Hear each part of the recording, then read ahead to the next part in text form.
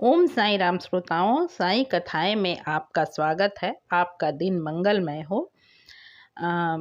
कहते हैं कि अच्छे बुरे कर्मों का फल इंसान को भुगतना ही पड़ता है। बिल्कुल सही बात है। पर यदि किसी कर्म को यदि कोई कर्म अच्छा नहीं भी हुआ, पर उसे करते वक्त करने वाले की मनसा गलत ना हो, तो साईं उसकी रक्षा अवश्य करते हैं। आज की कथा कुछ ऐसी ही है। साईं भक्तों में आज के समय में दासगनु महाराज का नाम बड़े ही सम्मान के साथ लिया जाता है। ऐसा कोई नहीं है कि जो दासगनु से परिचित ना हो।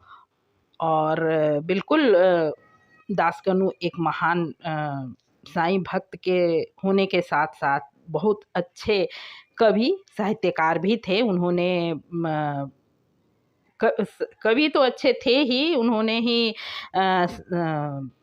साईं लीला अमृत कथा को ज्ञानेश्वरी भी लिखा है। साईं ज्ञानेश्वरी भी उनकी ही देन है। और सबसे बड़ी बात कि साईं को शिरडी से बाहर, साईं की महिमा शिरडी से बाहर तक पहुंचाने में सर्वप्रथम नाम दासगनु महाराज का ही लिया जाता है। तो आज की जो कथा है वो दासगनु महाराज से संबंधित ही है और इसी क्रम में जो बातें होंगी। तो कर्मों की बात मैंने कहा है, तो दासगनु महाराज का ही उदाहरण मैं दे रही हूँ। दासगनु महाराज की ही ये कथा है। जब दासगनु महाराज बाबा के पास पहुँचे, काफ़ी दिनों तक तो उनके कानों में भी बाबा की महिमा नहीं पहुंच पाई थी, लेकिन जब वो बाबा से परिचित हुए, बाबा के बारे में जाने और जब उन्होंने बाबा के दर्शन लिए, पहली बार ही साईं ने उन्हें कहा था कि अब तुम्हें अपना काम छोड़कर मेरी सेवा में आ जाना चाहिए। यूँ तो यदि आप सहज दृष्टि से देखें तो ये बहुत अच्छा नहीं लगेगा सुनने में कि किसी भी पारिवारिक व्यक्ति को उसके काम धंधे से छोड़कर और अपने सेवा में आने के लिए कहकर साईं ने कोई बहुत अच्छा काम नहीं किया। ये लग सकता है, आज के युग के लोगों को ये बात लग सकता है, क्योंकि क्योंकि दासगनु पुलिस विभाग में थे। पर त्रिकालदर्शी बाबा से क्या छिपा था, किस इंसान का जन्म किस कार्यवश हुआ है और उसे क्या करना है, ये साईं को पता होता था।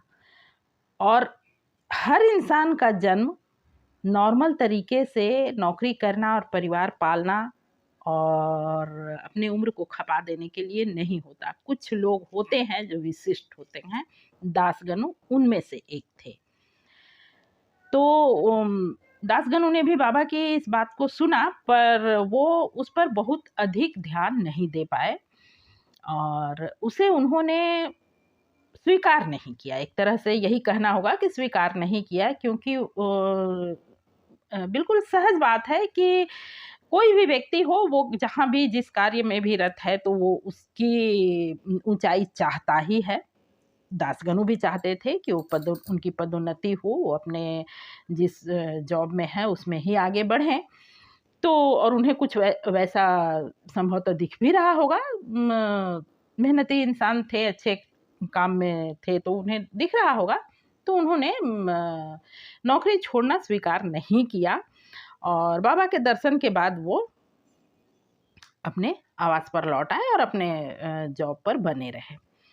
कुछ समय बीतने के बाद उन पर एक झूठा आरोप लगा, जिसमें यदि वो उस आरोप में अगर वो आरोप उन पर साबित हो जाता, क्योंकि देखिए आज के समय में या कभी भी पहले भी बाबा जब थे तब भी या शुरू से सृष्टि के समय से आप देखें तो आप ये बात को बिल्कुल मानेंगे कि ये ज़रूरी नहीं है कि यदि कोई आरोप किसी पर लग जाए और वो उसका सज़ा पा जाए तो वो आरोपी होता ही है। बहुत से ऐसे लोग हैं जो कि वो सहज रूप से वो उस आरोप को जो भी उनके ऊपर आरोप लगा होता है वो उसके उन्होंने वो किया नहीं होता है, लेकिन बावजूद इसके उनका करियर ख़त्म हो जाता है, उन पर वो आरोप साबित कर दिया जाता है।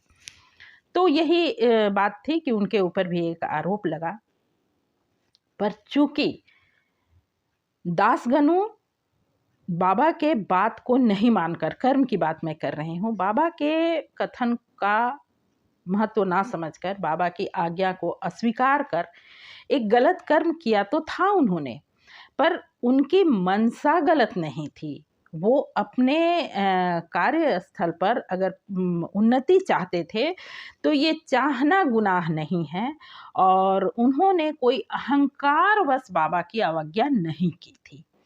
इसलिए बाबा मददगार साबित हुए, बाबा ने सहायता की और वो उस आरोप से बरी हो गए। और उसके बाद बाकी जीवन पर्यंत उन्होंने साईं की एक निष्ठता से सेवा की और कर रहे हैं, मतलब कि अंत तक करते रहे, कर रहे हैं शब्द भी गलत नहीं होगा, क्योंकि देखिए आत्मा अमर है, ठीक है, दासगनु के रूप में नहीं है, पर उनकी लिखी हुई पुस्तक, उनके लिखे हुए उन्होंने बाबा की जो आरती है उसमें भी कुछ पद बाबा दासगनु की दी हुई है, दासगनु ने उसमें भी कुछ पद जोड़े हैं। उस आरती के द्वारा बाबा की सेवा और हम भक्तों की मनसा को, वो हम भक्तों के कार्य तो आ ही रहे हैं, बाबा की सेवा तो कर ही रहे हैं। आज भी वो आरती गाई जाती है। साईं ज्ञानेश्वरी को देखिए कितने अलग अलग तरह के भाषाओं में उसका अनुवाद हुआ है, और वो कितने प्रेम से आज भी पढ़ा जा रहा है। तो पूरे जीवन पर्यंत दासगनु ने साईं की सेवा की, क्योंकि उनकी मनसा गलत नहीं थी। और उसी बाबा के ही सानिध्य में ऐसे भी कथाएं मिलती है, ऐसी भी मैंने इस चैनल पर भी एक ऐसी कहानी, ऐसी लीला डाली है, जिसमें कि वो भक्त सब कुछ समझते हुए भी उसने गबन किया था, और यही कारण है कि वो सज़ा का हकदार था, उसे सज़ा मिली। जब वो बाबा से मिलने गया था, उस वक्त बाबा ने उसे कहा भी था कि बीज तो लगा दिया है, तो अब करेले का फल खा। साईं ने नहीं कहा कि हाँ मैं तुम्हारी रक्षा करूँगा, क्योंकि यदि आपकी मनसा गलत है, किसी भी इंसान का किसी कार्य को करने के पीछे मनसा ही गलत है, तो फिर वो सज़ा का हकदार होता है। पर यदि आपसे भूलवश कोई गलती हो जाए, साईं की अवज्ञा हो या कोई गलत कर्म हो जो अनजाने में हो जाए, तो कहीं और किसी और दर का तो मैं नहीं कह सकती, पर साईं ऐसे विषय में, ऐसे घटना पर अपने भक्तों की रक्षा करते हैं, करते रहे हैं, और मेरा विश्वास है कि आगे भी बाबा रक्षा करते रहेंगे। बस मनसा सही होनी चाहिए। भूलवश किए कार्य की क्षमा और भूलवश किए कार्य की माफ़ी यदि किसी दर पर मिलती है, तो वो साईं के दर पर ही है। इसका प्रत्यक्ष उदाहरण दासगनु है, और वो आज भी हो रहा है। तो सच्चे मन से साईं की भक्ति करते रहने की ज़रूरत है, फिर सही गलत का फैसला और सही गलत का अंतर तो साईं स्वयं ही कर देते हैं। आज के लिए बस इतना ही। यदि मेरा ये वाचन आपको पसंद आया हो, ये वीडियो पसंद आई हो, तो कृपया चैनल को सब्सक्राइब करें, लाइक करें, और अंत तक वीडियो में बने रहने के लिए हार्दिक धन्यवाद। ओम साईं राम, नमस्कार।